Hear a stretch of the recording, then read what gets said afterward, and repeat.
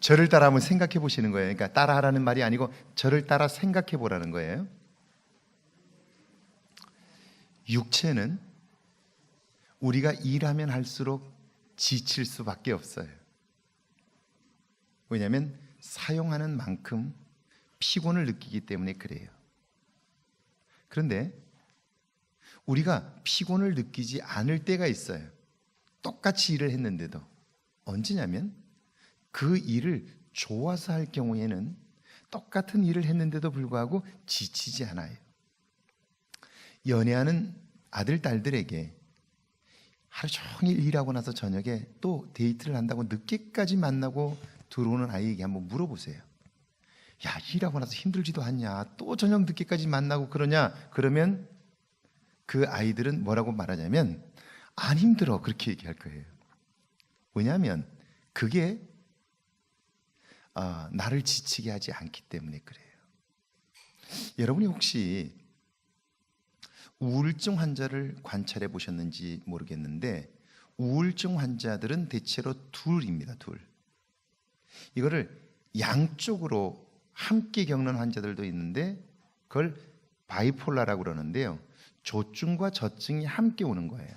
그러니까 우울한 감정 때문에 사람을 만나기도 싫고 밖에 나가기도 싫은 것, 이게 저증이죠. 근데 조증이 되면 자기가 모든 걸 다 할 수 있다고 생각해요. 그런데요, 이 조증이 오면 사람에게 어떤 변화가 일어나냐면 잠을 자질 않아요. 그리고 몸에서 열이 나기 시작하는데 며칠을 자지 않아도 피곤함을 느끼질 못해요. 피곤함을 느끼질 못해요. 조증이 오면 그래요. 그러니까 우리의 몸이라고 하는 것은요, 우리의 감정에 의해서 다스려지게 되는데요, 우리의 육체적 피로라고 하는 것은 정신적인 상황에 따라서 극복될 수도 있고 또는 더 힘들어질 수도 있다는 거예요. 그렇게 쉽게 말하면 우리의 감정이, 우리의 정서가 우리의 육체적인 삶에 결정적인 영향을 미치는데 우리는 한 번도 이 감정이나 정서에 대하여 배워본 적이 없고 훈련받아본 적이 없는 거예요. 그러니까 우리의 삶은 지쳐갈 수밖에 없는 거죠. 그래서 우리가 살아가는 동안 나 자신의 감정을 이해하고 그리고 나의 지금 내면의 정서적인 상태들을 파악해가는 일이 굉장히 중요해요. 자, 제가 질문을 하나 할 텐데 여러분들이 이 질문에 대답을 누군가 하면 제가 다음 주에 상을 드리겠습니다. 혹시 산삼이 담긴 드링크일 수도 있습니다. 그러니까 맞춰보세요. 커피숍에 사랑하는 남녀가 앉아 있습니다. 커피 한 잔을 마시고 있는 거예요. 그 남녀를 딱 보자마자 이 두 사람이 뜨겁게 사랑하고 있다, 사랑이 식었다, 사랑하지 않는다, 겉모습만 사랑하는 척한다, 그를 금방 알 수 있다는 거예요. 어떻게 할 수 있을까요? 어떻게? 눈빛으로. 눈빛 보면, 자, 제 눈빛은 어때요 지금? 알아요? 아니, 우리 서동환 장로님 눈빛은 어때요? 그거는 어려운 거예요. 근데 딱 싸우느라고도 대화 많이 하는데요, 둘이 지금 열심히 싸우고 있는데 또 마주보고 있는 거? 근데 마주보고 있어요, 다. 커피숍에 이렇게 둘이 커피를 놓고 다 마주보고 있어요. 또 역시 뭔 준다니까 대답을 잘하네요. 전에는 대답을 전혀 안 했는데. 어떻게? 먹여주는 거 보면 그럴 수 있죠. 근데 애정 없이도 상대방의 주머니를 털어내기 위해서 먹여줄 수 있어요. 자, 이장호 감독이 이걸 그러니까 감독이나 작가는 그 눈이 예리해요. 그러니까 아무나 작가가 될 수 있는 게 아니고요, 아무나 영화 감독이 될 수 있는 게 아니에요. 영화 감독이나 작가는 그 한 장면에서 핵심을 딱 짚어낼 수 있는 능력이 있는 거예요. 그래서 시인이나 소설가나 이런 사람들은요, 벌써 탁월해요. 이장호 감독이 어느 날 종로에서 커피숍에 들어갔다가 이걸 발견한 거예요. 두 연인이 앉아 있는데 딱 보면 이 사람들의 지금의 상태를 알 수 있는 거예요. 그래서 여러 차례 확인을 했는데 거의 틀리질 않는 거예요. 그래서 그 제목으로 1984년에 영화를 만들었어요. 그 영화의 제목이 뭔지 아세요? 무릎과 무릎 사이입니다. 원래 이 영화는 굉장히 선정성 있는 영화를, 이거 어떻게 알아요, 여러분들이? 이 영화는 굉장히 선정성이 있어갖고 논란이 많았던 영화인데 저도 그래서 보지 않았는데, 원래 이 영화를 만들 때에는 그 통찰력은 그런 게 아니었어요. 그런 게 아니었고, 이장호 감독이 커피숍에 앉아서 무료하게, 그때 무슨 그 영화 한 편을 만들었는데 그게 이장호 감독이 정말 어떻게 안 맞는 거예요. 심혈을 기울여서 영화만 만들면 무슨 사건이 하나 터져갖고 영화가 폭삭 망하고 계속 그래가지고 너무 심각하게 앉아가지고 오랜 시간 동안 커피숍에 앉아서 사람들을 쳐다보기 시작한 거예요. 그러다가 발견한 거예요. 그게 뭐냐면, 남녀가 들어와 앉았는데 테이블 위를 봐서는, 얼굴을 봐서는 전혀 알 수가 없어요. 그런데 테이블 밑에 두 사람이 앉았는데 이 무릎과 양 무릎, 이게 두 사람의 지금의 상태를 보여주고 있는데, 두 사람이 사랑하는 사이면 이 무릎이 점점 가까워져서 거의 붙어 있는 거예요. 사랑하지 않는 사이는 위에서는 뭐 먹여주고 떠먹여주고 해도 이렇게 멀어져 있는 거예요. 이게 틀림이 없는 거예요. 자, 그러니까 벌써 우리가 볼 때 무엇을 보느냐면 우리는 얼굴만 보는데, 이 감독이나 작가들은 그의 마음을 보는 훈련들이 되어 있는 거예요. 그래서 무릎과 무릎 사이를 보니까 그 두 사람의 현재의 상태를 금방 알 수 있더라 하는 거예요. 자, 그렇다면 제가 여러분에게 묻는 거예요. 자, 여러분은 누군가를 만났을 때 그의 마음을 어떻게 읽어내실까요? 마음에 관심은 있으신가요? 이걸 알지 못하고 우리는 자녀를 키운 거예요. 그러니까 자녀들이 정서적으로 엄청나게 상처를 입고 성장을 하는 거예요. 이런 상태에서 우리는 상대방의 감정에 대해서 전혀 배려하지 않으면서 성장하고, 그런 상태에서 어른으로 살아가고 결혼 생활을 해요. 이건 불가능해요. 그러니까 지금까지 그럼에도 불구하고 살아온 것은 기적이다, 이렇게 말할 수 있고요. 여러분, 이런 상태에서 하나님을 느끼며 산다고요? 그건 더 불가능해요. 같이 가까이 있는데도 그 사람의 마음을 느끼지 못하는데 보이지 않는 하나님을 느끼며 산다고요? 그건 불가능해요. 그러니까 지금 내 곁에 있는 사람의 감정을 느끼지 못하면서 하나님을 느끼는 것은 불가능하다는 사실을 기억하면서요. 제가 영상을 준비했는데, 어떻게 우리가 상대방의 감정을 읽는 일에 실패하고 있는지, 이걸 우리가 보아야 하고요. 그럼 그 감정을 이해하기 위해서 우리가 준비해야 할 것은 무엇이냐 하는 거예요. 이건 앞으로의 삶에도 굉장히 중요해요.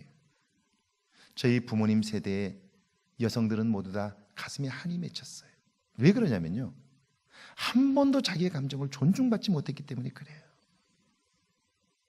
그러다 보니까 지금도 나이 드신 분들 중에는 나이 70, 80 되신 분들이 은퇴하고 나서 이제 편안하게 살면 되는데 더 이상 못 살겠다고 이혼을 하겠다고 하는 일들이 이제는 다반사로 일어나고 있잖아요. 그래서 황혼 이혼이라는 게 이제는요 특별한 사건이 아니에요. 왜 그러냐면 사는 동안 한 번도 감정을 존중받지 못했기 때문에 그래요. 자, 어떻게 우리는 감정을 상처내고 그리고 상대방의 감정을 무시하며 사는 걸 한번 보세요. 자, 영상 한번 보여주시죠. 네.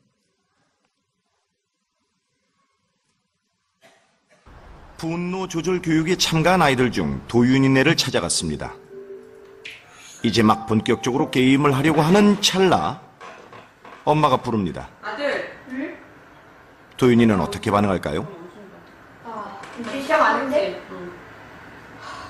왜? 숙제한 거 엄마 좀 보여줘. 오늘은 진짜 할게 있었어. 한줄 왜 짧겠어? 왜? 짠 애들은 엄청 짧게 했어. 그거는 한줄 독서력이잖아. 한줄 속도를 알고 이걸로 안 해. 잠깐 멈추라고 했잖아, 엄마가. 그냥.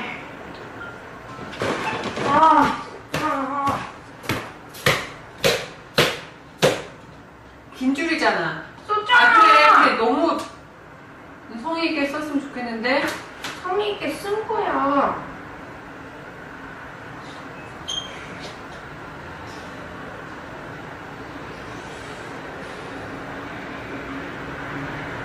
다시 써, 누나. 여기 아예 다시 쓰는 게 아니고 여기서 살을 좀 더 채워서 써. 어떻게? 도윤이가 살을 좀 더 붙여봐, 내용을. 잠깐 껐다가 다시 해.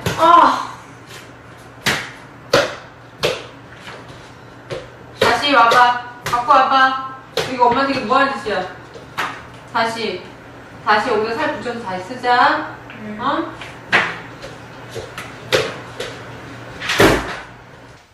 엄마 앞에서는 화를 못 내고 방에 들어가 공책을 던지며 자신의 화를 표현합니다.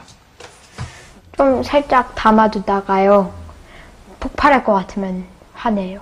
계속 담아둬도 안 되고 막 계속 분출해서도 안 돼가지고 정확하게 하는 거를 잘 모르겠어요. 저는 막 담아두고 분출하는 걸 둘 다 하기 때문에.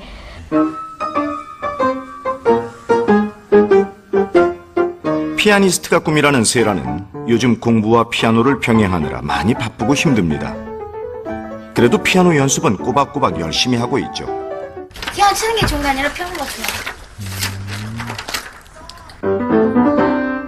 듣는 것도 좋아요. 귀엽더라. 자기 생각을 똑부러지게 말할 줄 아는 세라. 그렇다면 화는 어떻게 표현할까요? 엄마가 수치 그날 밤 온 가족이 모였는데 세라 표정이 시큰둥합니다. 숙제도 안 하는데 왜? 나 숙제! 안 하- 다 했어. 안 하시? 하긴 하지. 근데 생각이 숙제는 실컷 다 놀고 자기 직전에 언제 아 너는 학교 숙제든 학교 가서 아침에. 그래 아침에 가서 한다고 그러고. 그러니까 네가 언젠가 한번 숙제는 자기 직전에 하는 거야. 장난이지. 발전을 나 지금. 숙제 다 했어? 알았어 인정. 근데 그거 울어 또? 이 억울해? 억울해? 사실을 얘기하는. 어쩌다 한 번 있는 일을 엄마가 너무 공식화하는 것 같아서 억울해? 너는 왜 괜히 그런 일에 화를 내니? 그러고 야단치시기보다는 그래서 굉장히 속상했겠구나. 그렇게 먼저 그 감정을 읽어주시고 그리고 아이가 느낀 감정을 부모님들이 잘 반영해 주셔야죠. 내가 지금 이게 슬픈 감정이구나. 내가 이게 뭔가 이렇게 수치스럽고 창피한 거구나. 내가 이게 화가 나는구나. 그거를 잘 이렇게 반영을 해 주셔야지 아이가 자기 감정을 잘 인식할 수가 있거든요.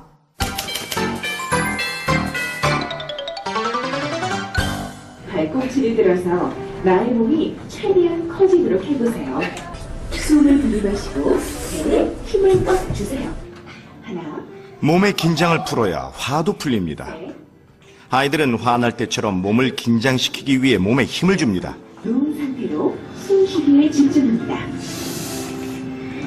따사로운 햇볕이 비치고 이제 몸에 힘을 빼고 부드러운 깊은 호흡을 통해 마음의 안정을 되찾는 법을 배웁니다. 참 평화롭고 편안한 느낌이 듭니다. 조금만 건드려도 막 그게 두 배로 부풀어서 막 터지는 성격이 있는데요.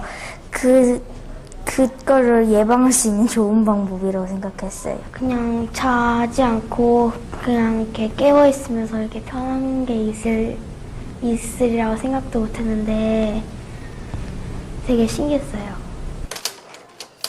이완 훈련을 하면서 아이들은 몸의 변화를 어떻게 느꼈을까요? 그림으로 표현해 보기로 했습니다.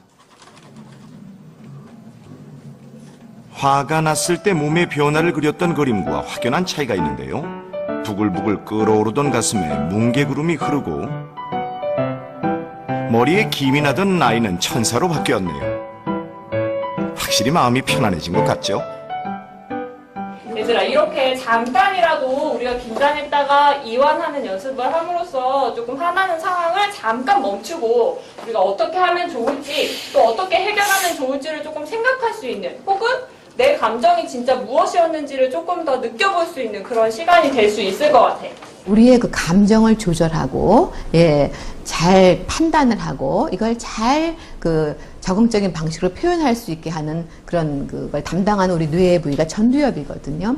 전두엽은 스트레스를 받거나 화가 나거나 그럴 때는 일시적으로 기능이 후퇴하게 되는데, 잠깐 카운트다운 하게 되면은 다시 그 힘을 회복할 수가 있어요. 앞에서 보았던 두 아이의 엄마는 화를 내지 않았어요. 그렇기 때문에 자기 감정을 잘 조절하면서 아이에게 자기가 원하는 것을 했지만, 그런데 두 아이 다 이미 감정에 상처를 입었어요. 왜 그랬을까요? 나쁜 말을 하거나 야단친 것도 아닌데 왜 그랬을까요? 첫 번째 아이는 자기 나름대로 그 일을 하기 위해서 숙제를 했어요. 그러면 한 것은 인정해줘야 돼요. 그 아이는 그걸 하기 위해서 자기가 해야 할 걸 한 거예요. 그런데 그게 엄마로서는 못마땅한 거예요. 엄마 성에 차지 않는 거예요. 그러면 한 것을 인정해주고, 그리고 좀 더 하도록 아이에게 이야기를 하면, 그러면 그 아이가 자기가 존중받고 있다고 느낄 거예요. 그런데 결국 자기가 한 것은 다 무시당했고 엄마에 의해서 결국 엄마의 의도대로 되어져야 하니까 그 아이는 엄마 앞에서 자기 감정을 표현할 수 없게 된 거죠. 둘째 아이도 피아노를 좋아하기 때문에 피아노를 열심히 쳤어요. 그리고 숙제를 했어요. 그런데 그게 엄마에게는 성이 차지 않는 거예요. 아이가 피아노를 좋아하기 때문에 피아노를 친 것에 대해서는 인정을 해줘야죠. 그리고 숙제한 것에 대해서 인정을 해줘야죠. 그런데 엄마 성에 차지 않는다는 것 때문에 아이들이 최선을 다해서 했던 것, 그리고 어떻든 자기 해야 할 것들을 한 것에 대한 존중을 받지 못하니까 아이들의 감정에 상처를 입게 되는 거죠. 결국 이렇게 되면 자기는 표현하지 못하니까 그 감정을 내면화하게 되고요. 내면화하게 되면 결국 그 분노는 쌓이게 되고요. 그런 상태에서 자기 그 분노를 이완시켜 줄 수 있는 훈련을 해본 적이 없기 때문에 결국 긴장감 속에서 살게 되고요. 그 아이는 어느 순간 분노의 포로가 되는 거죠. 그리고 더 이상 분노가 조절이 되지 않는, 지금 아이들 중에 분노 조절 장애를 겪는 아이들이 얼마나 많은지 몰라요. 지금까지 살았던 시대 중에서 아이들에게 있어서 분노 조절 장애를 겪고 있는 아이들이 이렇게 많았던 때가 없어요. 왜 이렇게 되었을까? 어른들도 물론 마찬가지고요. 자, 그래서 감정을 존중해 주는 일이 너무너무 중요하고요.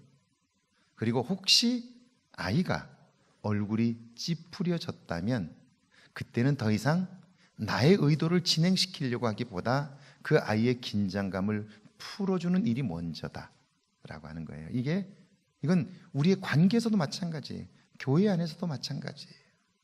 교회 안에서도 화가 날 경우에 멈출 수 있는 일들이 필요한데 화가 나면 멈춰지질 않아요.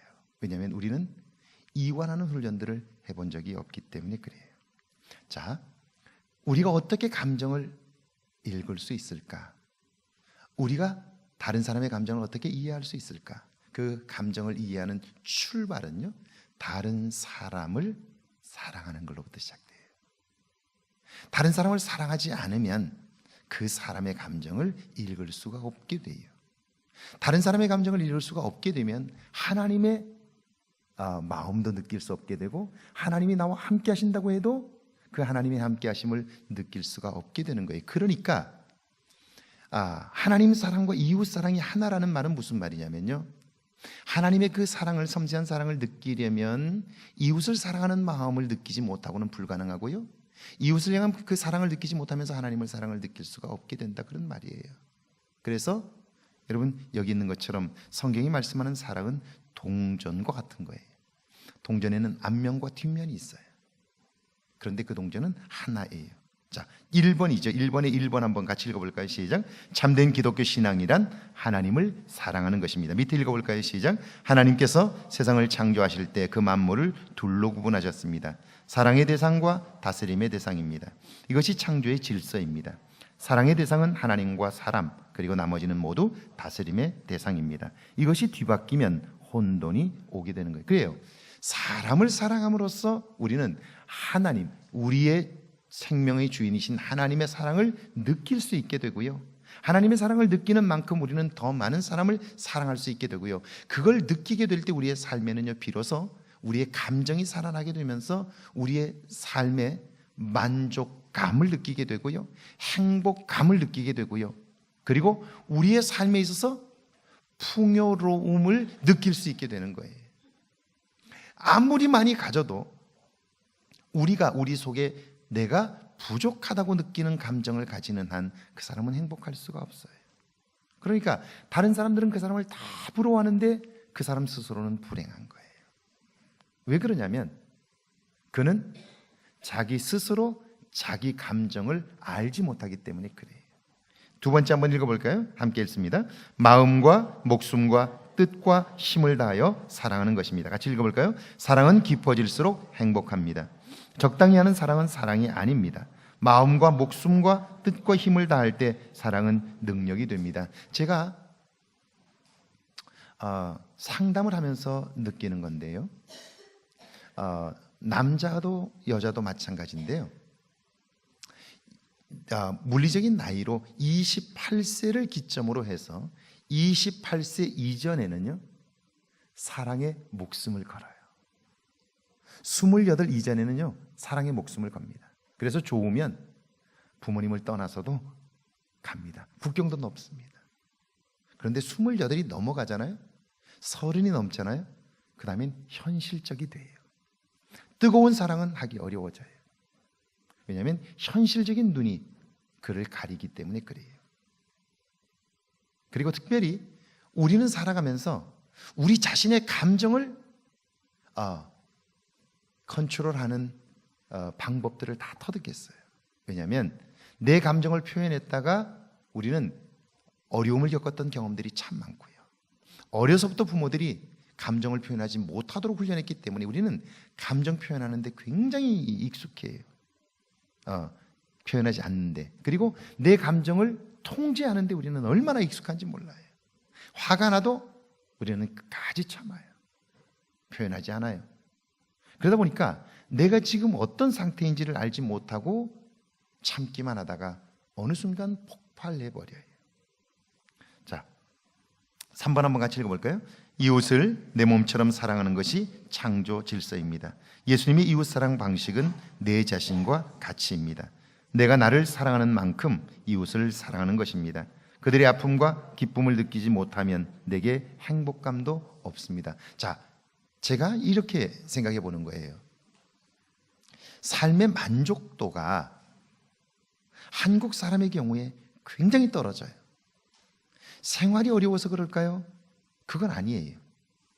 삶의 수준을 놓고 보면 결코 삶의 만족도가 떨어질 정도는 아니에요. 그런데 삶의 만족도는 떨어져요. 왜 그럴까 하는 거예요. 제가 여러 가지 수치를 이야기할 수 있습니다만 한 가지만으로 이야기를 한다면 이런 거예요. 여러분, 지금도 우리나라의 아이들이 외국으로 입양을 가고 있어요. 제가 알기로 우리나라의 아이들의 경우에 장애를 가진 경우는 100% 입양 갑니다. 왜냐하면 한국에서는 절대로 장애를 가진 사람을 입양시키지 않기 때문에 그래요. 그리고 우리나라 현재의 경우만 놓고 봐도 입양하는 가정이 굉장히 적습니다. 없어요. 굉장히 약해요. 그런데 미국의 가정들을 놓고 보면 자기 아이들이 있음에도 불구하고 어려운 나라의 아이들을 입양합니다. 그리고는 그 아이들을 돌봅니다. 어떤 사람들은 그렇게 말해요. 미국이 아이 한 명당 양육수당을 주기 때문에 아이들을 3명만 입양을 하면 일하지 않아도 먹고 산다고 그래요. 그 말이 틀린 말은 아니지만 제가 만나본 수많은 입양 가정들은 그걸 돈벌이 수단으로 삼는 사람은 제가 한 번도 본 적이 없어요. 제가 섬겼던 교회에서도 매년 입양아 잔치를 했어요. 입양아들이 대략 한 300명에서 400명 정도 와요. 한국 아이들이에요. 그런데 그 중에 제가 부모들을 만나서 단 한 번도 그걸 돈벌이로 삼는 부모들을 본 적이 없어요. 오히려 제가 입양한 부모들을 보면서 정말 부끄러운 적이 너무너무 많아요. 제가 몇몇 부모들을, 입양한 부모들을 만났는데요. 한 부모의 경우에는 한국 아이를 입양했는데 아이가 사춘기를 겪으면서 자꾸 탈선하기 시작해요. 바깥으로 나가기 시작해요. 그러니까요, 이 부모가 이 아이를 위해서 일주일에 3일은 한국 음식을 먹어요. 한국 식당에 와서 그 아이를 위해서 3일을 한국 음식을 먹는 거예요. 햄버거를 먹지 않고요. 여러분, 이게 생각해 보세요. 쉬운 일이 아닙니다. 거기다가 어느 날 제게 전화가 왔어요. 자기 아이를 아이 때문에 상담할 일이 있다고. 그래서 오시라고 그랬더니 미국 백인 부모, 양 부모가 백인인데 와서 이야기를 해요. 딸아이가 하나 있는데 17살이야. 15살인데 이 아이가 아무래도 한국 사람들하고 교제를 좀 했으면 좋겠다고 그래요. 아이 정체성 때문에 혼란스러운 것 같다고. 그러면서 이 아이를 수요일이면 자기들이 교회를 가면서 저희 교회에다 떨어뜨려줘요. 그리고 끝나면 가면서 그 아이를 다시 데리고 가요. 주일날 아침에 우리 교회에다 떨어뜨려주고 교회에서 같이 놀다가 저녁까지 있다가 오후에 늦게 그 아이를 데려가요. 엄마 아빠가 그 일을 계속하는 거예요. 이 가정도 아이를 데리고 일주일에 2번은 한국 식당에 가서 음식을 먹어요. 그리고 자기 아이들이 있어도 그 아이들을 똑같이 대해요. 그 가정들이 넉넉한 가정들이 절대 아니에요. 그런데 제가 입양아 대회를 통해서도 그렇고 그리고 그 주변에 있는 입양한 부모들을 제가 만나면서 느낀 건데요. 입양한 양 부모들, 제가 만나본 사람들은 100%예요. 삶의 만족도가 굉장히 높아요. 자기 삶에 대하여 행복해하고 감사하고 기뻐해요. 가정들이 그렇게 부유한 사람들이 절대 아니에요. 그런데도 불구하고 삶의 만족도가 높아요. 왜 그럴까요? 이유는 자기 자신을 사랑하지 않으면 절대로 다른 사람을 사랑할 수가 없어요. 자기 삶을 사랑하는 사람은요, 삶의 만족도가 굉장히 높아요. 그리고 섬기는 일이 기쁘고요. 그 일이 삶에 보람이 있기 때문에요. 삶의 만족도가 굉장히 높은 거예요. 그런데 오늘 한국 분들의 경우 우리 같은 피부색을 가진 사람임에도 불구하고 양자를 삼지 않잖아요. 입양하지 않잖아요. 그리고는 뭐라고 생각하냐면요, 힘들게 왜 남의 자식 키우냐고 이렇게 생각하는 거예요. 그런데 여러분, 사랑하는 만큼 사람은 행복한 거예요. 만약 나의 편리함만이 내 삶을 행복하게 할 수 있다면, 그렇다면 우리는 다 혼자 살아야 돼요. 그런데 혼자 삶으로써 얻을 수 없는 행복함이 있는데요, 섬기지 않고 사랑하지 않고는 행복할 수 없다는 걸 성경은 보여주고 있고요, 실질적으로 그렇다는 거예요. 자, 그러면 이제 우리의 사랑은 온전하냐 하는 거예요. 1번 한번 같이 읽어볼까요? 시작. 누구에게나 자신을 과시하고 싶은 마음이 있습니다. 28절입니다. 함께 읽습니다. 서기관 중 한 사람이 그들이 변론하는 것을 듣고 예수께서 잘 대답하신 줄을 알고 나와 묻되 모든 계명 중에 첫째가 무엇이니까. 자, 이게 잘 읽어보세요. 예수께서 잘 대답하신 줄을 알고 나와 묻되. 누가 판단한 거죠? 내가. 뭘로? 나의 기준으로. 사람은 항상 자기 자신을 과시하고 싶은 마음이 있어요. 그런데 자기 자신을 과시하고 싶은 마음이 드는 것이 나쁜 것은 아니에요. 그러나 자기 자신을 과시하려고 하면서 동시에 자기는요, 다른 사람을 업수히 여기려고 하는 마음이 그 밑에서 스멀스멀 올라오고 있다는 사실을 놓치는 거예요. 자기를 과시하려고 하는 마음 그 밑에는 다른 사람을 우습게 여기는 마음들이 자라고 있다는 사실을 우리는 모르는 거예요. 이걸 우리가 알아야 하는 거죠. 그러면 다른 사람을 존중할 수가 없어요.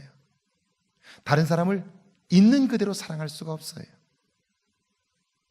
근데 우리는요, 살아가는 동안 나 자신을 과시하기 위해서 다른 사람을 하찮게 여기는 일에 얼마나 익숙한지 몰라요. 여기에 속게 되는 거죠. 자, 2번이죠. 그 마음을 예수님은 알고 계십니다. 30절 읽어볼까요? 시작. 내 마음을 다하고 목숨을 다하고 뜻을 다하고 힘을 다하여 주 너의 하나님을 사랑하라 하신 것이요. 자, 예수님은요, 이렇게 하고 있느냐? 그렇게 묻고 있는 거예요. 아, 맞습니다. 그 말씀이 맞습니다. 이 말은 나도 그렇게 하고 있습니다. 그런 말이에요. 나도 잘하고 있습니다. 그런 말이에요. 그런 그에게 예수님께서 말씀하셔요. 목숨을 다하고 뜻을 다하고 힘을 다하여 그렇게 하고 있느냐? 그렇게 묻고 있는 거예요. 정말 예수님은 날카로워요. 그리고 전곡을 찔러요.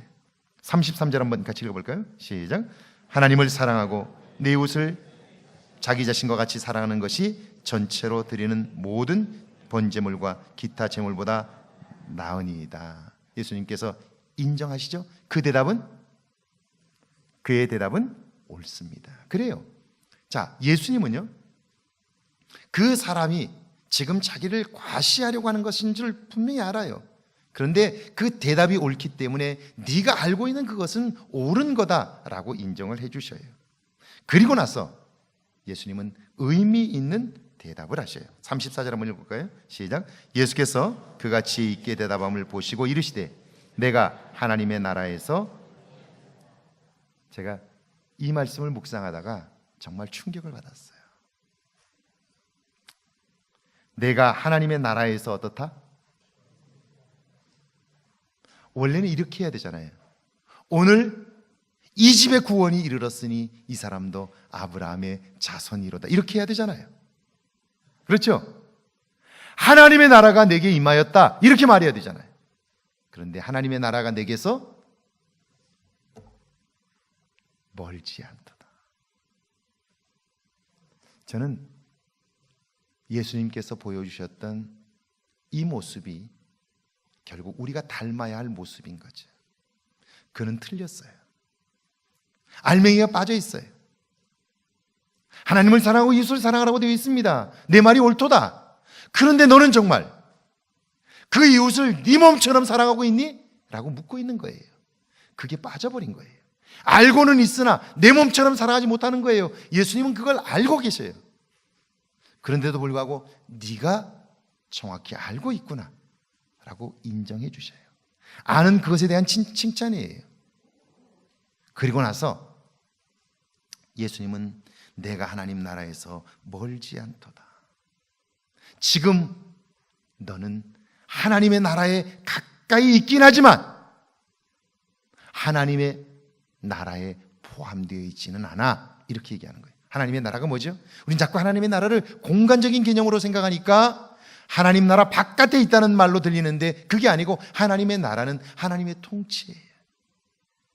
지금 내가 하나님의 통치를 받고 있으면, 하나님의 다스림을 받고 있으면 내가 하나님의 나라에 있는 거예요. 그런데 멀지 않다는 말은 무슨 말이냐면 네가 지금 하나님의 통치 밖에 있어, 그런 말이에요. 하나님의 다스림을 받지 않고 있어. 네가 주인 되어 살고 있어, 이런 말이에요. 그런데 그 말씀을 정말 마음 상하지 않게, 감정 상하지 않게 말씀하시는 거예요. 하나님의 나라가 가까이 있도다, 멀지 않도다, 그렇게 말씀하세요. 너는 하나님 나라의 밖에 있어, 구원에서 멀어졌어, 이렇게 말씀하시잖아요. 저는 거리를 좁히라고, 하나님의 다스림을 이제는 받아야 한다고 말씀하시는 이 예수님의 이런 말씀들이 결국 오늘 상담학과 심리학에서 봐도요, 이건 너무나 놀라운 통찰력이에요. 아까 그 두 아이, 엄마가 엄마 성에 차지 않지요. 그러나 첫 번째 아이, 이제 자기는 다 했다고 생각하고 게임기를 들었던 그 아이에게 다 했어? 그래, 그러면 너 게임 얼마나 할래? 30분만 할래? 하고 나서 엄마하고 숙제 한번 다시 보자. 그랬으면 아이는 기뻐했을 거예요. 그리고 나서 그 숙제를 같이 이야기를 하고 좀 더 하면 어떨까? 라고 얘기했으면 아이는 인정받은 것 때문에도 기뻐하고, 그리고 자기가 하고 싶었던 걸 하기 때문에도 그는 기뻐했을 거예요. 자기 감정을 존중받았기 때문이죠. 두 번째 아이도 피아노를 좋아하니까 피아노를 열심히 쳤잖아요. 아이고, 피아노 치느라고 정말 고생했다. 숙제는 어떻게 됐어? 숙제했어요? 그래? 대단하네. 피아노를 치면서 언제 또 숙제를 했어? 그렇게 해줬더라면 그 아이는 얼마나 좋았을까요? 얼마나 좋아했을까요? 그 다음에, 그리고 나서 그 다음에 그 아이에게 엄마나 아빠가 요구하는 것들을 이야기했더라면 아이는 정말 기쁘게 그 일을 했을 거예요. 감정을 존중하지 않는 거죠. 우리는 이런 상대방의 감정을 존중하는 일들을 배워본 적이 없어요. 예수님은 이 사람에게,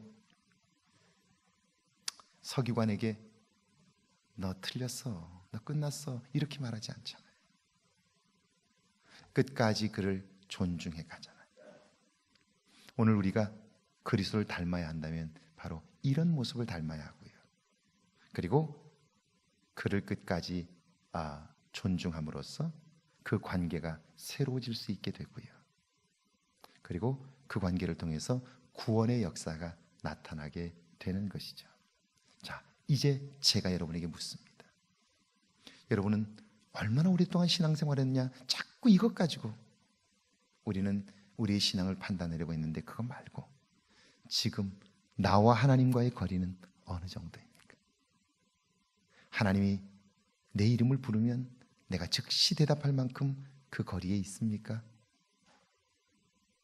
하나님이 부르실 때 들을 수 있는 거리에 있습니까? 내가 하나님을 부르면 하나님은 내게 응답하신다, 대답하신다는 확신이 우리 속에 있습니까? 나와 하나님과의 사이의 거리는 어느 정도입니까? 우리는 이 질문을 해야 하는 거죠. 왜냐하면 하나님은 오늘도 모든 것을 할 수 있고 우리를 사랑하시는 분이기 때문이죠. 말씀하시는데 듣지 못한다면 얼마나 안타까운 일입니까? 하나님과 나 사이의 거리가 얼마나 되는지를 기억함으로 2019년 여러분의 삶에 새로운 새날이 있기를 주의 이름으로 축원합니다.